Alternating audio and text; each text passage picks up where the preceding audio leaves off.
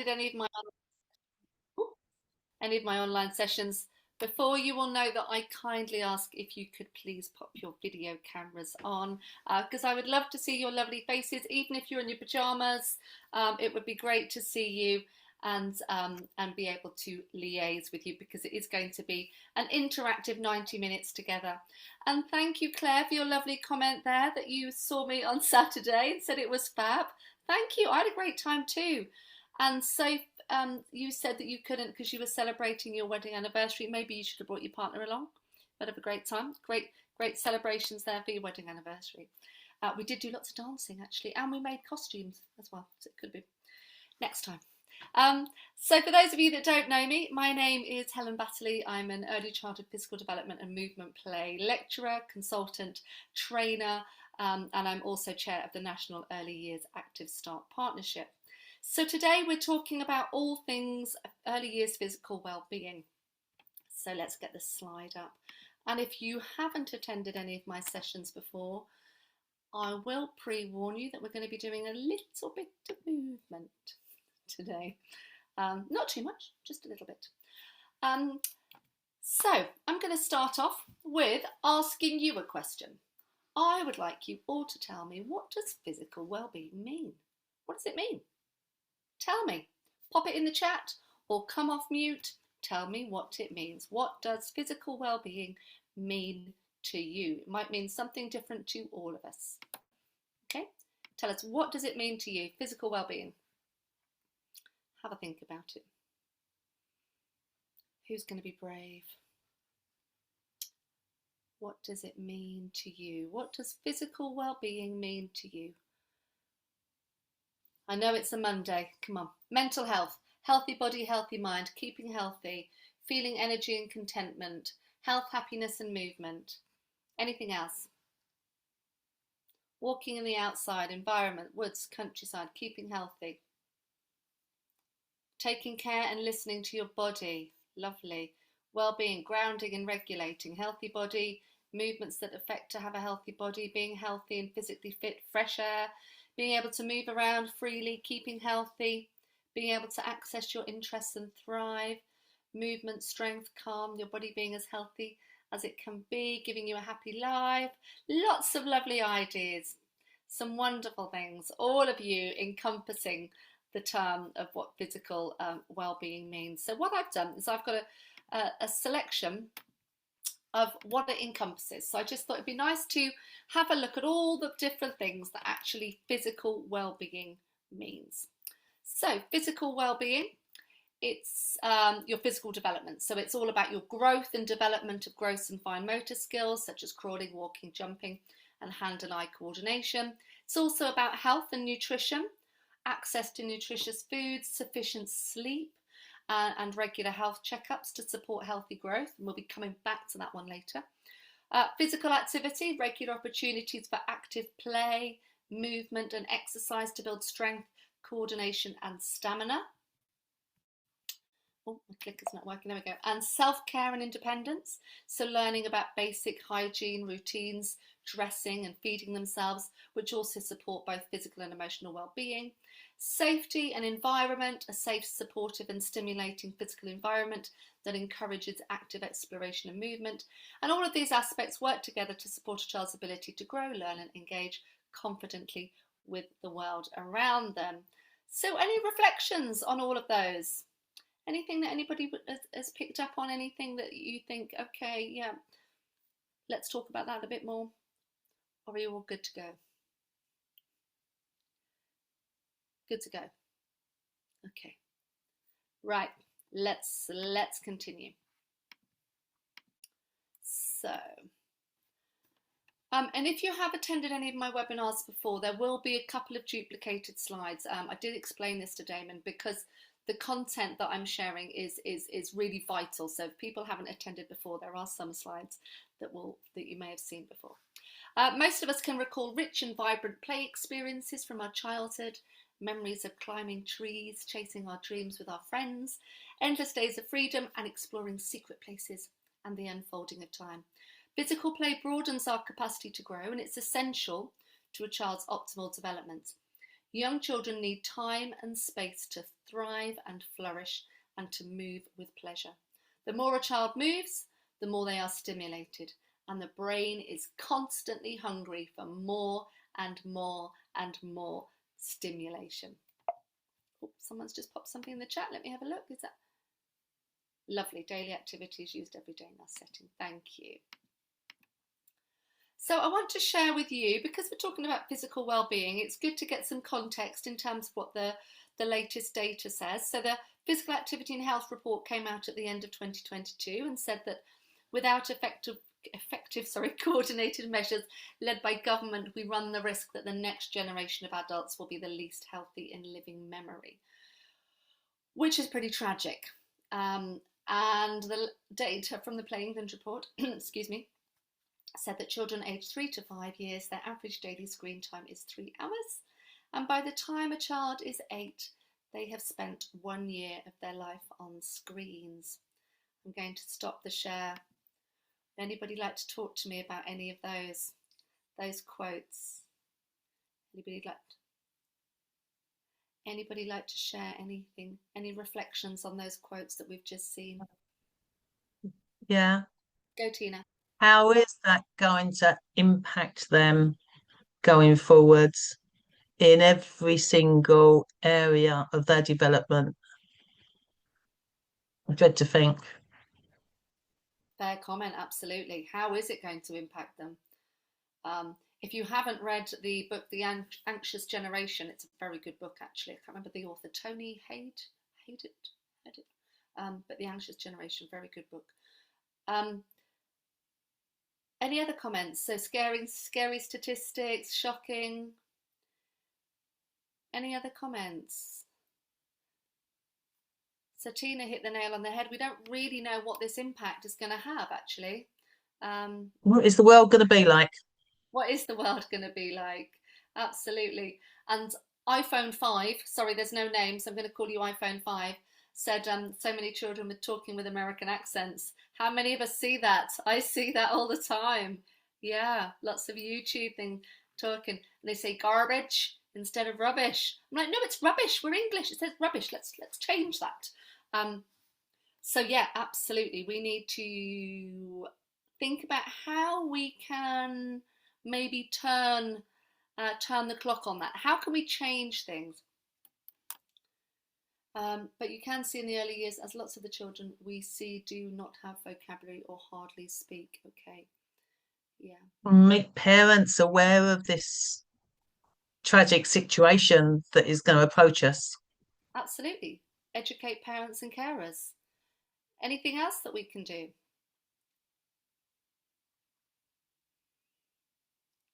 Sing nursery rhymes. Yep. So try and, somebody's popped there, try and not to use YouTube ourselves. I was talking about this on Saturday, as I know that some of the educators were using some fabulous videos that were on YouTube. And there is some wonderful content out there, some amazing content to help support your practice. But what I would say is try to keep that to a bare minimum. Ideally, not at all. So say, for example, you've got something on the screen and it's maybe it's a yoga activity and you're copying those moves. What I would rather that you did is brought some flashcards or watch the content before the children arrive in your setting, take some notes, and you become the person delivering that. Because what happens is we're giving this two-dimensional screen more importance than you. And in early years, it really matters about those reciprocal relationships with you as an educator. And indeed, we should encourage children to play and be social. Yep, children who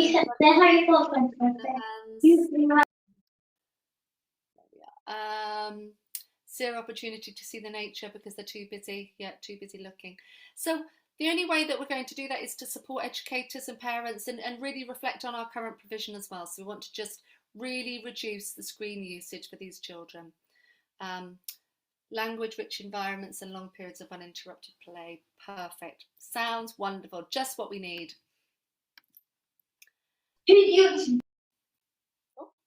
Okay, so with that in mind, what is the recommended amount of physical activity a child aged 2 to 5 should have every day?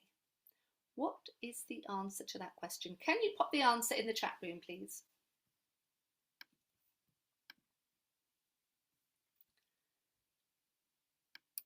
Okay, we've got 180, we've got 180, 180, we've got 180.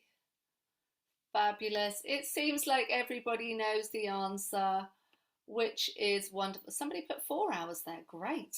That would be wonderful. Wouldn't it be wonderful? You have all done this before. That's right, you're cheating. 4 hours minimum. Amazing. I wish. Actually, it's 3 hours. So yeah, 180 minutes. So the recommended amount of physical activity a young child should have every day is 3 hours, and 60 minutes of that needs to be high impact cardio exercise, what we call MVPA. So where they're starting to get out of breath and panting. So I want you to jot that down on your notes and really think about that provision. Are the children in your care? Because if you're a daycare setting and they're with you from early in the morning till the end of the day, that's your responsibility for those days. So you've really got to think about those minutes of physical activity. And just to be clear, what physical activity means is whole body energy expenditure. So it's when our body is moving at once. And this is the infographic from the World Health Organization. If you haven't seen this before, this is really valuable to share with families because it talks about floor time, it talks about tummy time, it talks about physical activity, sleep time, sedentary time, and screen time. So please do share that when you get the slides. Now we're going to talk about inclusive movement opportunities, and I'm going to talk particularly about how we see music and how we can use music in our settings. So what I want you to think about is how we currently use music across the globe. Now we use it for festivals, we use it for celebrations, we use it to bring people together, we use it to create emotion in films, in the theatre. We use it, it's used in the supermarkets to encourage us to buy more things. So music can be very motivational in terms of inclusion, in terms of how we engage with certain things. Maybe something's very calm, very evocative, very energizing, and different music can have different responses. Now, moving to music plays a powerful role in early childhood development, and it supports children's physical, cognitive, social, and emotional growth. And engaging in movement activities set to music enhances language acquisition, listening skills, and creativity, making learning both joyful and meaningful. And moving to music fosters inclusivity. It creates a shared space where all children, regardless of background, ability, or developmental stage, can participate, express themselves, and connect with others. The universal nature of music allows children to explore different cultures and perspectives, while the freedom of movement ensures that every child can engage at their own pace and in their own unique way. Through this playful, expressive medium, children build confidence, a sense of belonging, and a foundation for lifelong learning. But not every adult likes to move around to music. Some of us might have inhibitions around that. Some of us might feel uncomfortable doing that in front of our peers. So how do we deal with that? I'm going to put that question out to you. How do we deal with that? If you do feel reluctant to move with music in front of your peers and with the children, how do we support music and movement if we don't feel like we're that kind of person that can do that? What can we do? Let me have a look. You have some SEND children that don't like music. Okay. Teach it as a group. Lovely. That's interesting because normally SEND children love music. As long as it's quiet, sometimes it can be quite loud for their hearing. Have a child as a lead. Fabulous. Really lovely idea. Teach it as a group. Have a child as a lead. And also what I would suggest is if you're somebody that feels less inclined, maybe think about the music that you enjoy and introduce the music and then say to the children, how does this music make you want to feel? That's right, follow the children's lead and then copy them. Has anybody ever seen James Corden's videos when he does this with, it's called toddlerography, when he gets the toddlers to come and do some movements, and then there's him and a celebrity like Jennifer Lopez or Justin Timberlake that copy them. If you haven't seen it, it's hilarious. I'm going to see if Damon can pop the link in the chat, because honestly it will make you smile. And children choose the music as well, so it might be something, although I think if any of us hear Baby Shark over and over again, we'll struggle. I don't know about you, I don't know how you feel about that, but I don't think I can hear it again and survive. So introducing genres, new genres of music to the children is really important as well. The lovely Dr. Sharon Collins said that a sense of belonging is the heartbeat of inclusion. And how do we present with that sense of belonging? How does that happen in our setting? It's all about those reciprocal relationships, isn't it? It's always about being accepted and knowing our children as well. Sorry, let me just let somebody in. So let's do some movement. Now I'm going to do it on a chair. The reason I'm doing it on a chair is because we might have some children in our setting who are slightly reluctant to move. Maybe they find it too much if we're jumping around. So we're going to start simple. We're going to start with the chair, and then we're going to move into a little bit more of a progressive activities, movements. So everybody on your chair, just make sure you've got enough room around you. If you're wearing headphones, you might want to take them off. I don't want anybody getting caught up. Okay, so are we ready? I'm going to take my spectacles off for this one. I need to find the music first. So I want you to copy me. Here we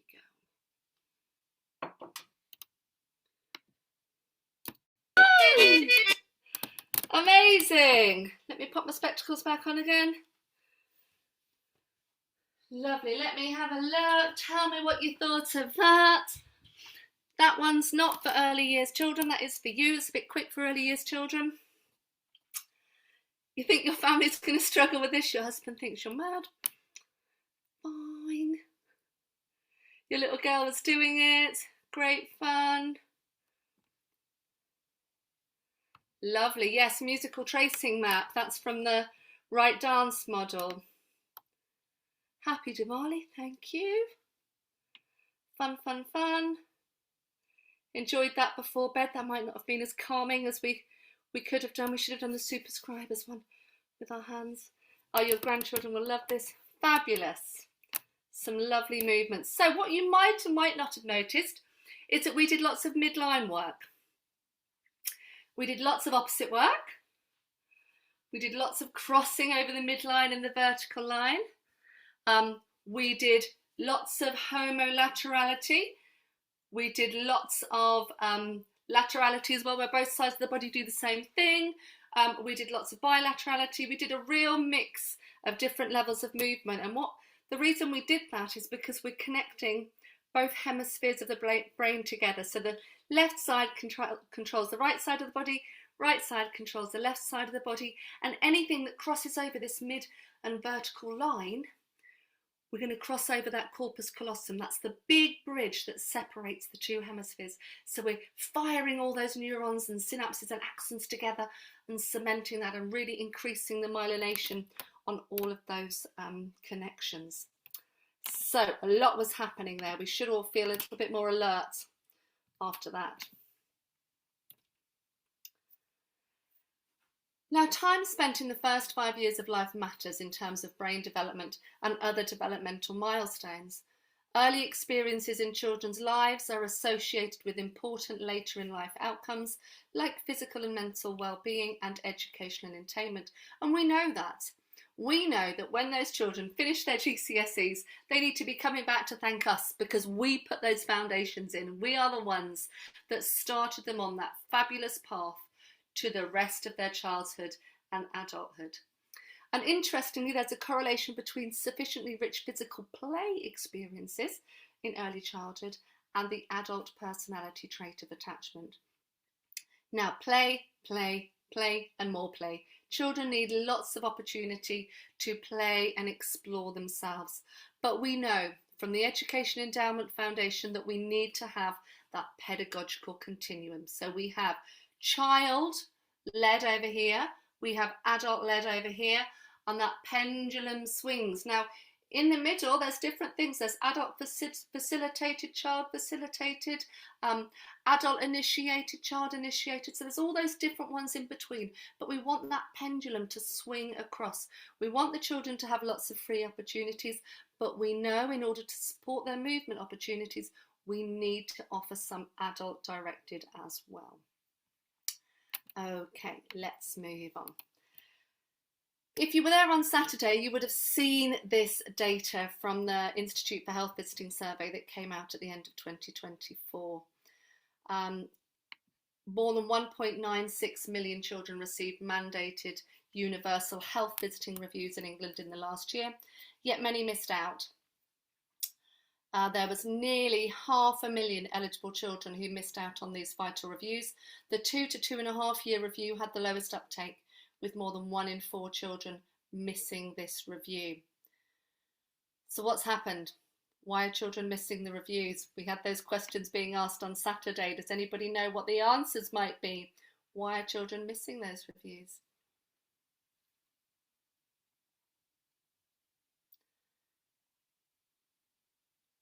Not enough health visitors, not enough investment in healthcare, parents aren't attending, not enough retention and recruitment within the healthcare as well. Parents are too busy, absolutely. Parental engagement, absolutely. All of those things. And poor links between settings and health visiting teams, absolutely. There's just not enough. There's just not enough health visitors anymore. Parents are not aware. You're going to you always chase your parents, not understanding the importance of the Red Book. Absolutely. So fabulous to hear that a lot of you are chasing your parents and making sure they don't miss out on these vital checks. Because 93% of health visitors reported an increase in the number of families affected by poverty in the last 12 months. Only 3% of the health visitors surveyed reported that families had not been impacted by the cost of living crisis. 82% of the health visitors reported an increase in children with speech, language and communication delay. 75% reported an increase in child behaviour problems, and 70% reported an increase in children with autism or signs of autism or ASD. Any comments? I'm going to stop the share. Any comments? Most of the health visitors don't read your 2-year check. Okay. Any other comments? What about the comments from that data? Does that reflect what you're seeing? Communication and language, behaviour problems, ASD? Talk to me. You can come off mute if you want to. Yes, yeah. Checks haven't been in person with parents, so a lot of them have done the ages and stages questionnaire.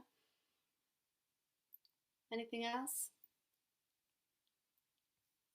You're all so quiet. Everyone was so chatty last Monday. Has it been because it's been raining? 100%. I think.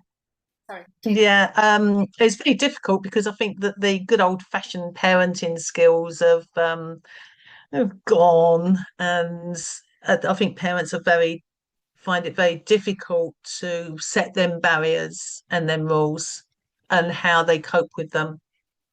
Yeah. And there's something wrong with the children if they don't. Would anybody like to comment on what Tina said?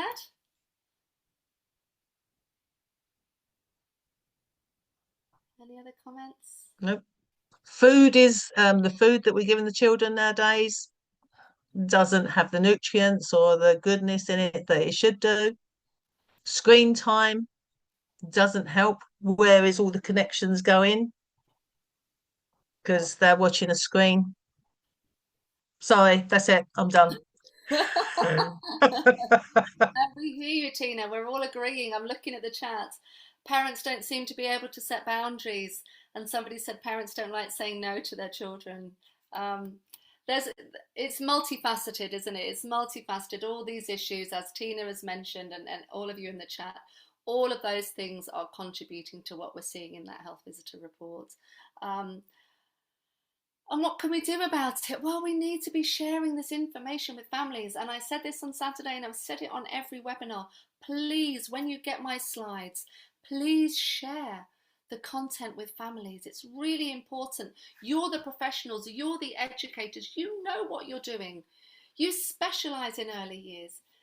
Explain to the parents, encourage them, support them as much as you can, and show them the evidence, show them that physical activity and health report, show them the data around screen time, show them the World Health Organization infographic. It all needs to be cascaded to all your families.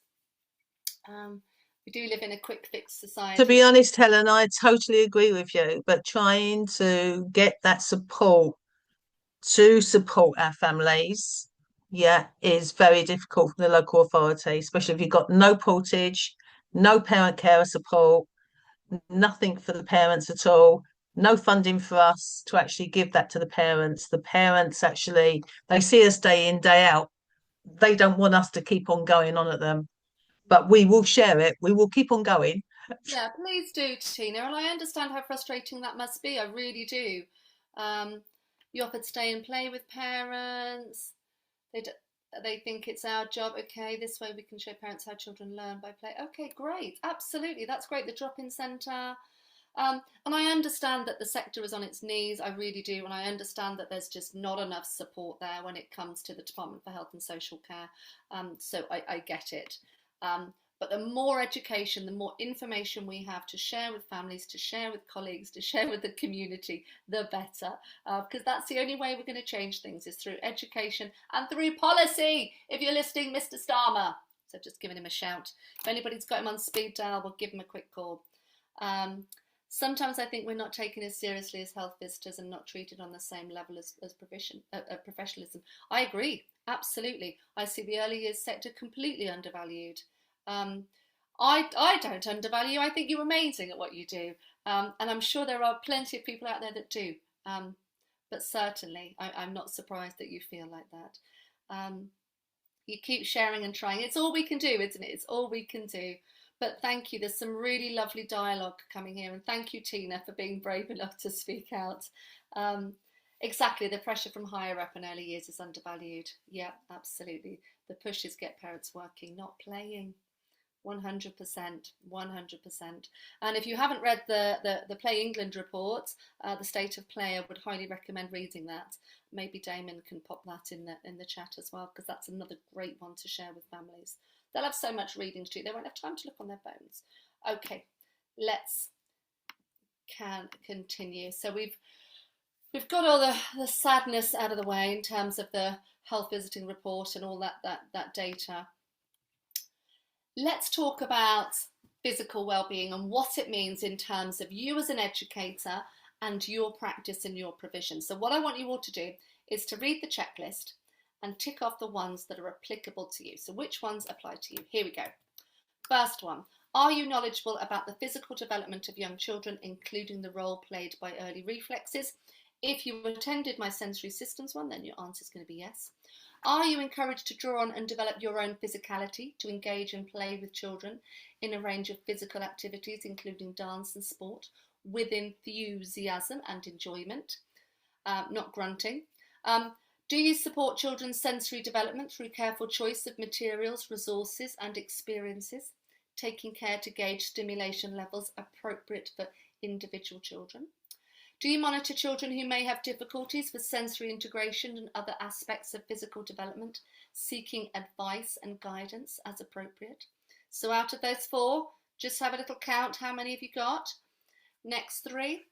Do you provide healthy, nutritious food in relaxed, comfortable settings appropriate to children's age and development, with opportunities to grow, harvest, cook and serve food as appropriate? And do you raise parental awareness of the importance of physical development for future learning and well-being, as well as essential health and safety and risk management? And do you ensure that policies for physical health and well-being are embedded into practice and reviewed regularly? So let's have a look. We've got 4 on there and 3 on here. I'm going to stop share. Let's see how many of you got out of 7. Let's have a look. Thank you, Damon, for popping that in there. How many of you got out of 7? 4. But thank you for your honesty. 5. Thank you. 6, 4, 5. 4, 6, 5.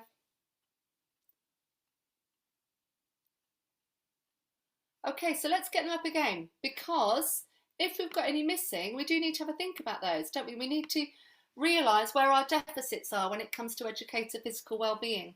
What are your deficits? Have a look again. What's missing from your provision? What do you need to offer to ensure that you can tick all 7 on the checklist? So just keep a little note to yourself. If you've only got 4, then we know you need to try and source those other 3. If you haven't got a policy for physical health and well-being and physical activity, have a look on my website. It's under Learning Resources, and it's called the Physical Activity Policy. It's a Word document, so you can change it and amend it according to your settings. So please do have a look at that. It's free, and there's lots of other resources on there as well. Okay, dance alarm. I've spoken about the power of music. And the power of music. So this is an activity. Lovely, thank you. The large hall is not relaxing. Okay, thank you. I take it you're in a school setting, are you, Lauren? So in terms of this dance alarm, this is a lovely activity to do. So it depends on what kind of devices you have in your setting. Maybe you have an iPad to take photos for learning journeys. Or maybe you have a CD player or a tape player. Somebody mentioned a tape player the other day, actually on Saturday, that they had a tape player, which was interesting. So whatever you have to play, I would like you to set up a playlist. And I'd like you, if you're in a setting with other colleagues, I want everybody to write down what their favourite songs are. And then somebody will be given the task to write a playlist, but making sure they get the radio edits of those. So that means there's no swearing or bad language, the radio edit of all the songs. Pop that playlist together and then set the playlist to go off as an alarm, but set it off randomly, sort of like in 10:20 and then again at 11:40. So at 10:20, maybe Dancing Queen comes on and it's Linda's favourite song, and Linda's there, Dancing Queen comes on, Linda's giving it some, the children are watching Linda, she's having a great time, and then they start moving, they're all smiling and giggling. 3 minutes later the music stops and everyone's like, oh, okay, what's happened? Let's go back to what we were doing. And then maybe 45 minutes later, Kanye West comes on, which is Julia Ellis Hall's favourite. She's busting her moves to Kanye West and giving it some, and then everybody's all copying. And then maybe it's Sherry's favourite. Sherry's favourite is going to be, let me think about that one. I think Sherry's favourite is Justin Timberlake. I got this feeling though, she's shaking her head. What is it, Sherry? Tell me. Justin Timberlake? Oh, Justin Timberlake, got this feeling. There we go. Look, it's like I can read everybody's mind. The power of telepathy. And then that comes on and everyone's having a little jig for 3 minutes and it's so exciting. So that's what I want you to do. Create a dance alarm. Oh, from a musical. I'm with you there, Julia. Honestly, a bit of Doris Day. A lot of you are too young to know that, but oh, I love Calamity Jane. Give me a bit of Calamity Jane any day. So have a think about your playlist. If you're on your own, if you're a childminder, then put your own songs together. That's even more fun because they're all your favourites. And then just have them playing randomly. Just one pops up. Maybe you're just doing some jigsaws or something, or some puzzles, or maybe you're playing with Play-Doh and then it comes on and like, whoa, let's have a double dance. Maybe a roll around on the floor, maybe kick your legs, maybe throw the cushions in the air, whatever it is. And then you're having that little burst of excitement, that adrenaline. Shake it off, Taylor Swift. Do you know what? Let's put some tracks in. Let's put some tracks in there. What's your favourite track? I'm going to put mine in. You can tell my age when I put mine in. Come on, everyone, put your favourite tracks in, because then we can make a playlist out of this. Damon, this is your job now. Playlist from tonight's section. That's mine. Chain Reaction, Diana Ross. If anybody's old enough to know the video for that one, she wore this amazing fishtail dress and she was swanning around in it. And that's what S Club 7, Reach for the Sky. We know how old you are, Soph, with that one. Bon Jovi. Move It, Stand. Some great ones here. Time Warp. Oh, I love that 2002. Three Little Birds. I was listening to that earlier. Sky full of stars, satisfaction, absolutely, some great ones. There we go, we've got a great playlist there already. Okay, let's continue. I've digressed with my playlist, haven't I? So, we've got our dance alarm. Now, somebody popped on the screen that it was Diwali.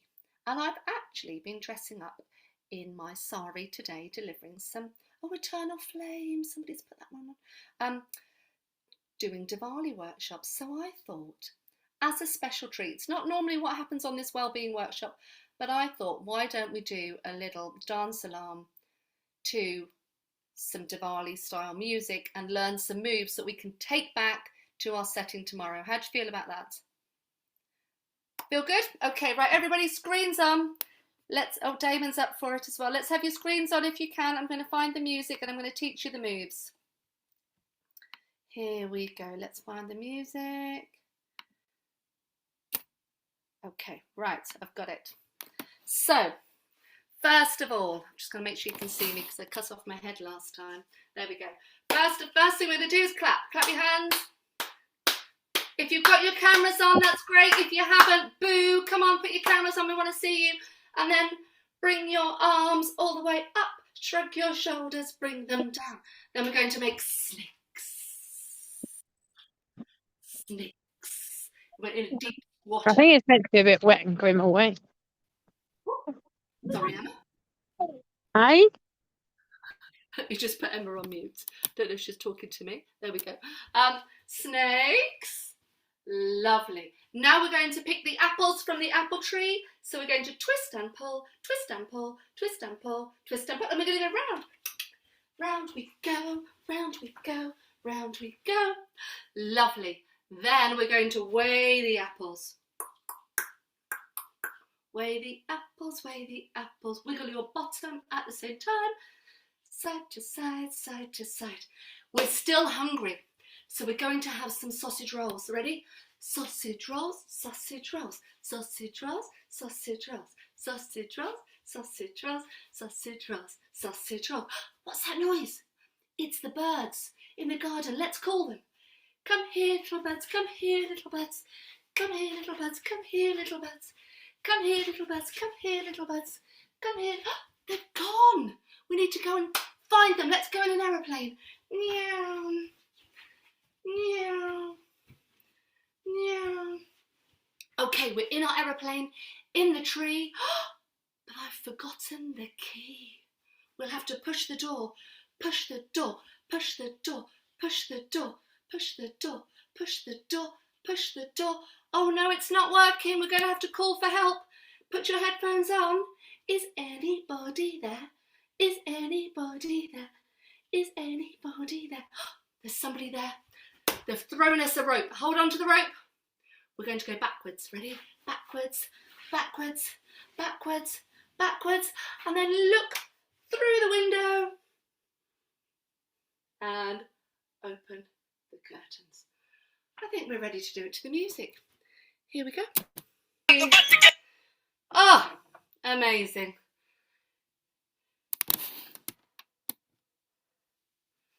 Oh, I'm pleased you did that. That's what I was doing too, with lights for Diwali, the Festival of Light. Wonderful. The track title. There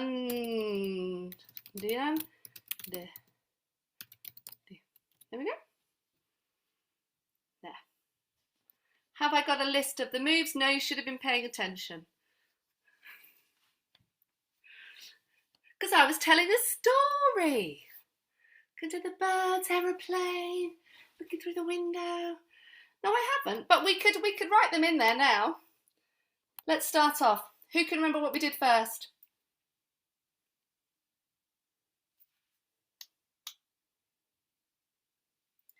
Clap. What did we do next? Yes, shoulders. Well done. Then we did shoulder. What did we do after shoulders? Yes, Yasmin, snake. Oh, everyone's been paying attention. So we've had snake. What happened after snake? Picking the apples. Well done. What did we do after we picked the apples? We put them in our baskets and we... Oh, I like how you said juggling. Feel free to juggle. I was weighing, but if you want to juggle, you can juggle.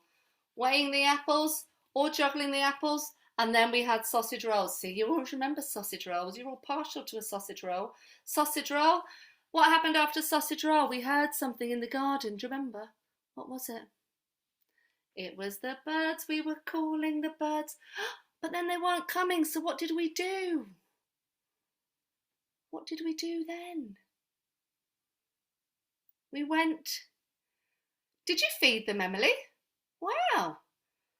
Obviously, this is completely up to you. If you want to feed them, your call. Aeroplane. Sarah's got it. Aeroplane. You can always make up your own moves. It's great. Aeroplane. Lovely. Then what? We were in the aeroplane. Something happened. Something before that, Tina. We had to push the door. Well done. We had to push the door. Then we asked for help. So we had pushed the door. Then we asked for help. Then what happened? We asked for help. They threw us something for us to catch. Can you remember? What did we catch? We asked for help. And then we caught the rope. And we went backwards. And then we looked through the... I love how you're doing it, Julia. I love it. We looked through the window. And then finally, although it should come before looking through the window, but it's just the way it is. We did the curtains. That's right. It would make sense to do the curtains before the window, but I always like the window first and then the curtains. Okay, so now you've got your list. That's what you can do tomorrow to that song. Okay, well done. Completely digressed from the PowerPoint. Let's go back. Sorry, Damon, I just got carried away there with what we were doing. Here we go. Share the screen. So we talked about tactile experiences in our sensory systems webinar, but it's really important to understand how this impacts on well-being and sleep. So tactile experiences are vital for children's development, promoting physical and emotional well-being and nerve growth.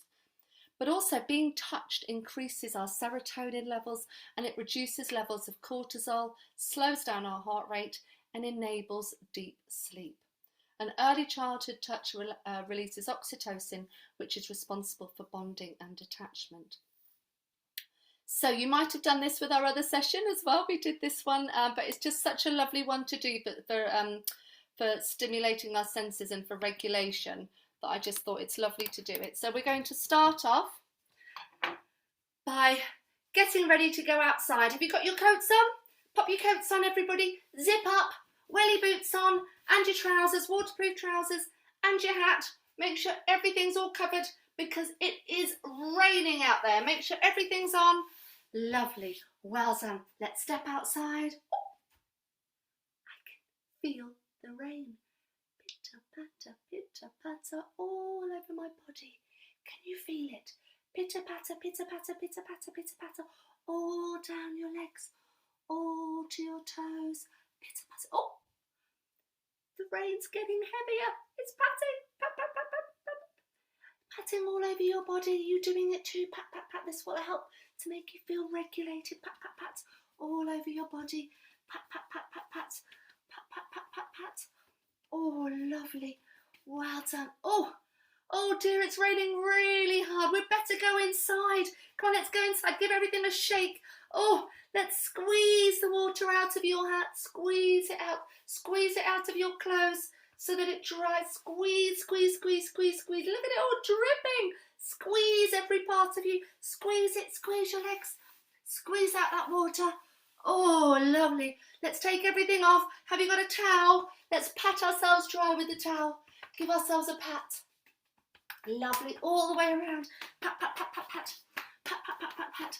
Oh, I'm feeling better now. I'm feeling a bit warmer. It's a bit cold in all that rain. And then last of all, oh, I'm still feeling a little bit shivery. So let's rub ourselves to warm ourselves up. Rub, rub, rub. Can you feel how warm you're getting now with all that lovely rubbing all over your body? Rub, rub, rub, all down to your toes. Rub, rub, rub, rub, rub, rub. Oh, don't forget your feet. And finished. There we are. So we have stimulated our vagus nerve and we have helped to regulate ourselves using self-touch. Okay, back to the share screen.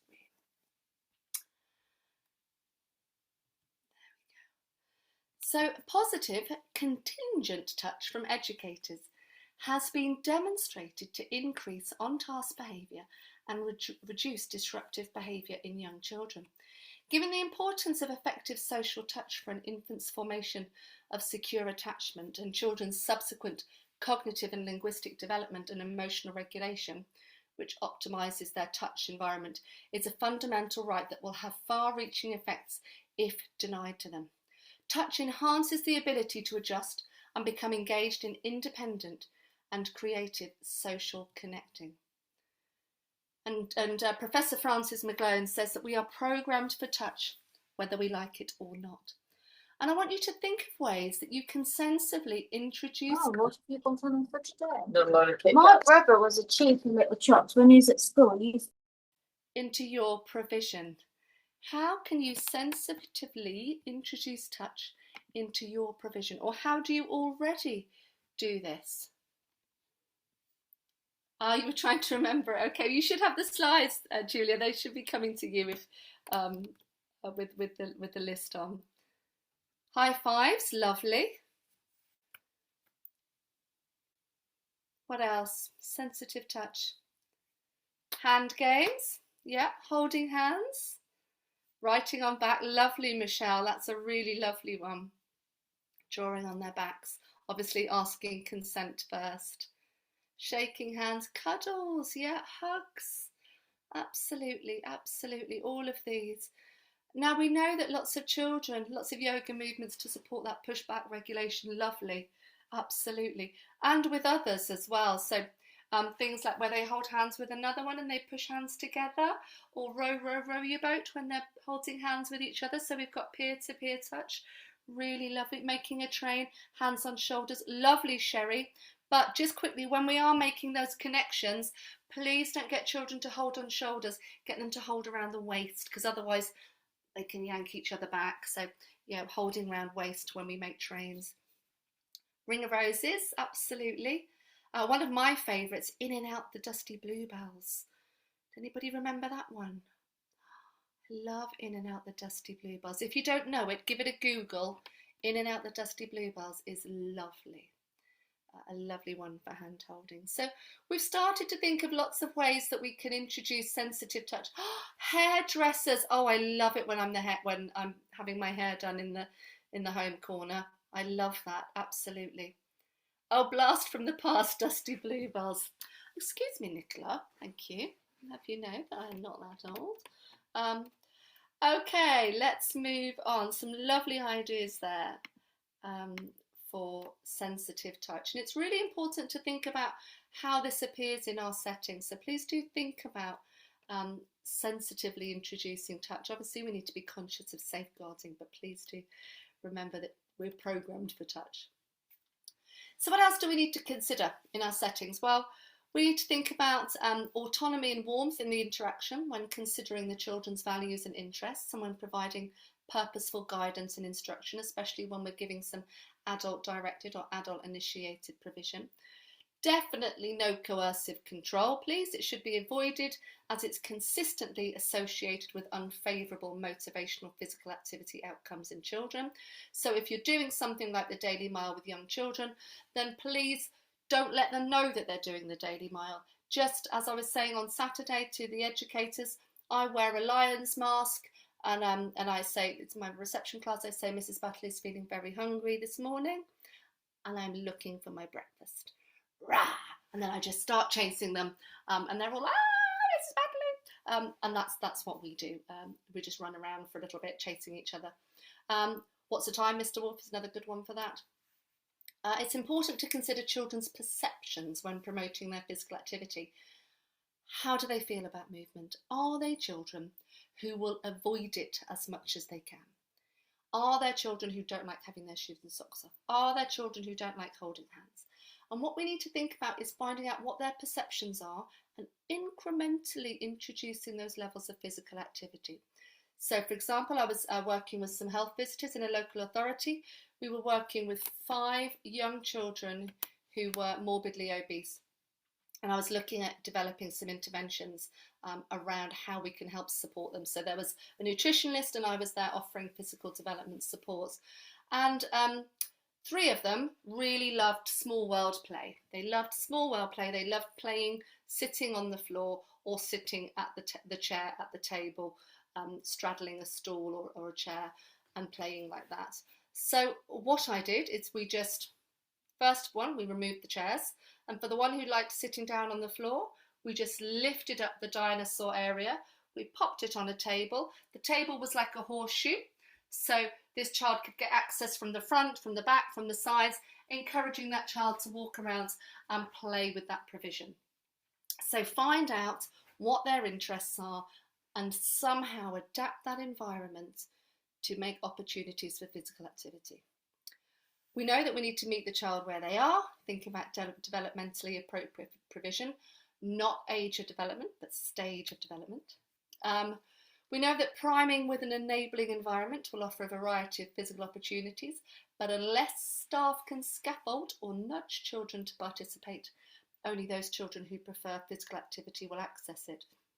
And now this study back in 2020, I saw a lot of children, it was actually during COVID, and there was a lot of children who wouldn't normally play on the scooters and bikes and trikes. This was in an early years setting. And they were not the children that normally liked that, because there was other children who were slightly more dominant in those activities that would always go to the bikes and trikes. And because of the bubbles that we had during COVID, some of the quieter children who were less inclined to play on those locomotor apparatus got more engaged with them because the other children were in another bubble. So actually what it showed was when we provide those opportunities where there aren't those other children who might dominate certain play apparatus, then they will take those opportunities to play. Allow time for curiosity and wonder. That's what early childhood is all about. Curiosity, wonder, joy. Let's not rush. We talked a lot about Alison Clark's slow pedagogy. Although we're talking about physical development and making sure that children have opportunities to meet their milestones and have opportunities to play, we're not pushing them. We're not pushing them for the next stage. We're letting them wallow in their experiences. Play and more play, as the fabulous Tina Bruce says. And when children feel physically secure, they have a much better basis for emotional security. And examine your own relationship with movement. What's it like? How do you feel about it? How do you feel about if you've got to walk to work, or if when you get on a bus, if there isn't a seat and you have to stand up for 2 stops? Are you automatically looking for a seat? Think about your relationship with movement as well. Oh, sorry. Now I want to share this video with you. This was a video with Dr. Jules Page and Liz Clark, and it's a beautiful video.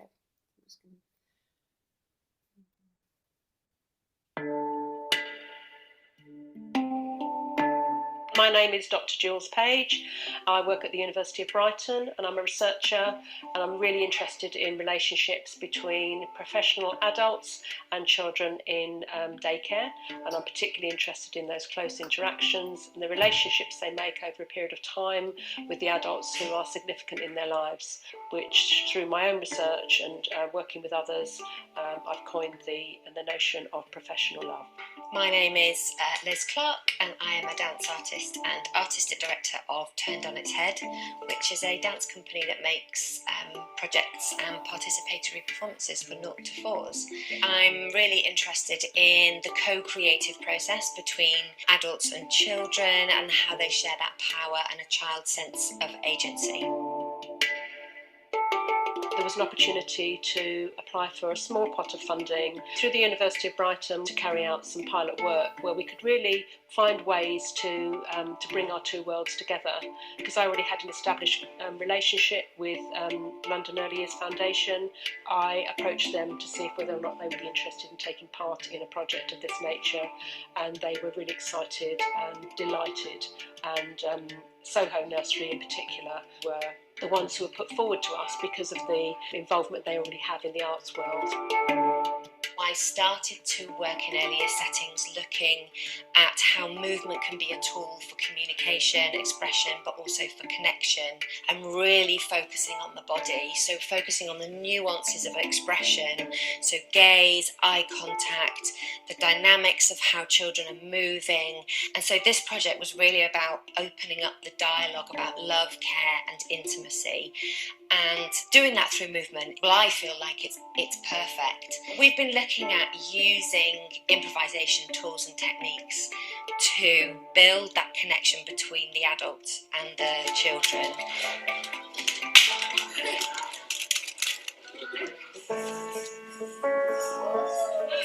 The adults have to do so much. The practitioners are bound by curriculum, by policies, by procedures. Quite rightly so, of course, you have to have all of these things in place.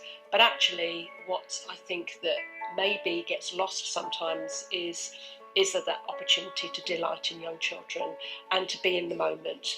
And so to watch you demonstrating and helping the adults to engage with the children by purely just mirroring what the child chooses to do has been so affirming, I think, for the children, but so much more for the practitioners. And I think that's what's been so wonderful, is to see the practitioners come to life.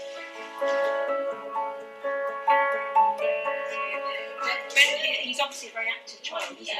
And what you were able to do was to give him that permission, I say permission in inverted commas, to move around, because that was good for him. He really liked doing that. Yeah. Because you were doing it as well. It was just delightful to watch. It was it's a privilege to watch you. Yeah, really. really privilege. Yeah. Alice and Steph are both currently professional dancers, and it's going to be interesting to explore what happens with the physicality of those duets when we have those dancers in place. I mean, I love that we did the dancing, you guys did the dancing first, because that set a really beautiful invitation. Yeah. I think in that moment, the thing that I enjoyed the most when you started dancing with the children was watching the faces of the staff, because they were absolutely 100% immersed in that world that you were creating with their children in charge, but just the delight that they of seeing their children move authentically as themselves and seeing you mirroring them and tuning into them. It was really lovely. When you're kind of workshopping it, you're working with the children, it's interesting to see that many of the children are quite surprised that you're trusting in them, because they're so used to the hierarchy of how it works, that they're quite surprised to see you copy them and see you really engage and really trust what they're doing. So they're reticent, not necessarily out of shyness, but they're reticent first because they think, oh, I've got autonomy, I've got power, and that leads them to making authentic decisions about their own self-expression, their own ideas, and being heard, which is so important. And as long as teachers and practitioners can remember that, whether it's the use of the medium of dance or the other creative arts or just in their everyday practice, then they will get so much more from the children, and the children will get so much more from themselves. Yeah, absolutely. I looked around the room and there was just so many meaningful dances happening. I'm going to stop it there, okay, because there's so much more to see, but I'm just going to stop it there. What I find really interesting about this is the relationship and the hierarchy of power that we see as educators and in children. And if you continue to watch that video, it's really beautiful how you can see the children watching thinking, oh, they are copying me. I do have autonomy. And it's a wonderful dance of reciprocity. So if you have an opportunity to do that, to take time to mirror a child, please do take the time to do that, because absolutely, yeah, in simple terms, it boosts the ego, but absolutely it does. And it's about that autonomy, and it gives them that agency. And we do, in education, we do often see this hierarchy, and it's really valuable to give those children that opportunity and that voice and that presence as well. Lovely, let me continue. Move along. So these are some strategies that I've put together to promote physical well-being in your setting. So observe your children. What do they like? What are they good at? This is one of my favourite questions to ask early years children. So what are you good at? What are you really good at? They'll often say things like, I'm really fast, or I'm really strong. So ask them, what are they good at? Find out, ask them the questions. What do you like and what are you really good at? It might surprise you what they come back with. Make eye contact with them, and we want them to have that opportunity to play independently, but if there's an opportunity where we can slide into their play, O'Connor and Daly use this term, slide into their play, then give that an opportunity to extend that play where you can, in terms of mirroring their movements. Co-create den spaces together, use large loose parts, use tunnels, use tarpaulins, use tables with blankets over them. I went to a lovely setting recently. It was an early years day nursery, and their reading corner was on one of those the bunk beds where the bottom is open and the bunk bed's on the top. So and then there was a canopy over the top and fairy lights, and the books were there. So if the children wanted to read, they had to climb up the ladder and get into that lovely little cosy area to have their reading time.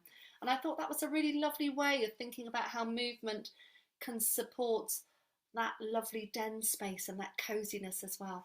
And then find opportunities to offer sensitive and supportive touch, which we've already spoken about ways that we can do that in our setting. Fidgeters. Now this is a great one for those of you who are in working with preschools or in schools, because being able to be still is one of the most challenging skills that we can ask about early years children. I go into so many schools and I say, please, please just remember that when you're 4, being still is really hard. It requires full muscle tension and the precise amount of posture strength and control. And the only way we develop that is through our vestibular system. And the only way we develop our vestibular system is through movement. So when I go to early years settings and they say, we're sitting children down ready for school, please do not do that. That's not how we support sitting down. We support sitting down by moving, because we develop the core and the upper body and the shoulder girdles. We need to get them moving, moving, moving, moving. Don't worry, when they get to reception, they'll soon be sitting still. If you've given them a plethora of movement experiences beforehand, please, movement, movement, movement. Do not prepare them for school by sitting them down. Now, this is really interesting around the amygdala. In young boys, the amygdala is generally larger, and it can take longer to regulate impulsive behaviour in young children. So, in young boys, the amygdala is large. Now, the amygdala is the part of our brain that controls our fight, flight and freeze mechanisms.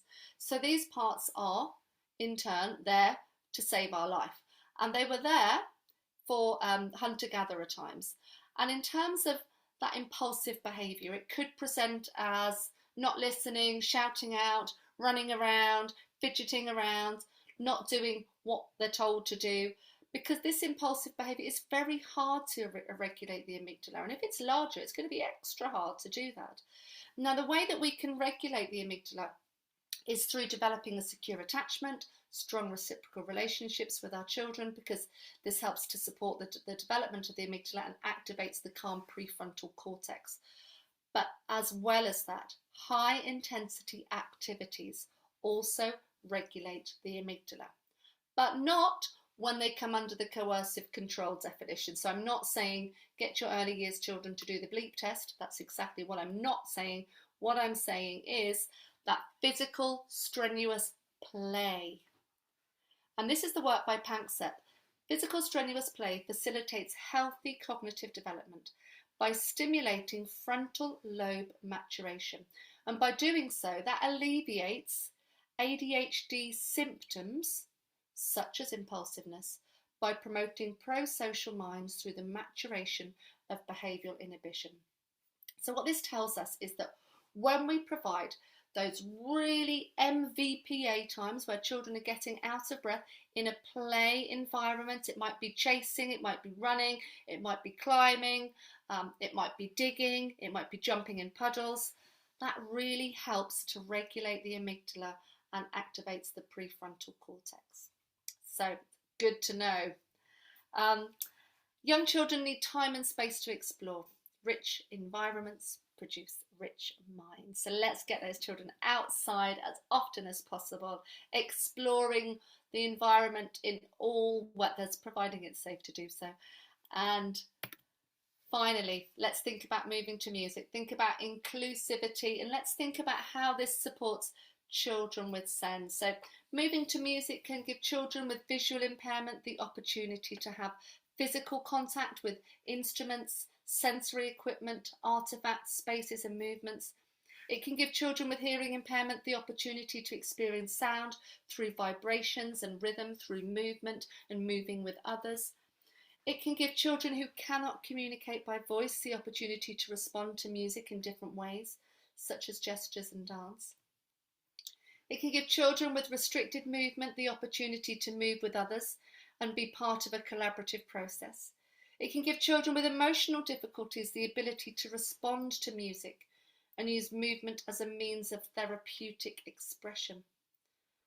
And it can give all children an understanding of how the arts facilitate inclusivity and value uniqueness.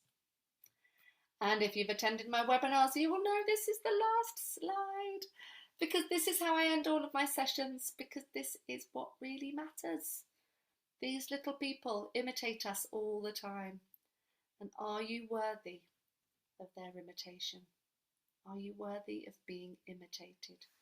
The fact that you're on this course makes me think that yes, you are. So please do continue to disseminate this content with families, with your colleagues, and together we can raise the profile of movements, which in turn everything else will follow. If we get physical development right, everything else will follow. If you do have your phones available, this is the free music download resource that I have available on my website. If you scan it, there's just some details you have to fill in for GDPR, and then it will be emailed to you, this resource. And this is the scheme of work. Some of you are aware of this. This is the scheme of work I did as part of my research at the Centre for Research in Early Childhood. This is for nursery and reception children, so children aged 3, 4 and 5. And this is a year of planning. And here I am on social media. There's my website, there's my email. I'm on Twitter, X, Facebook, although not very much, Facebook and Instagram. So please do let me know how you get on implementing this content. The slides will come to you, and I'm going to open the floor for questions.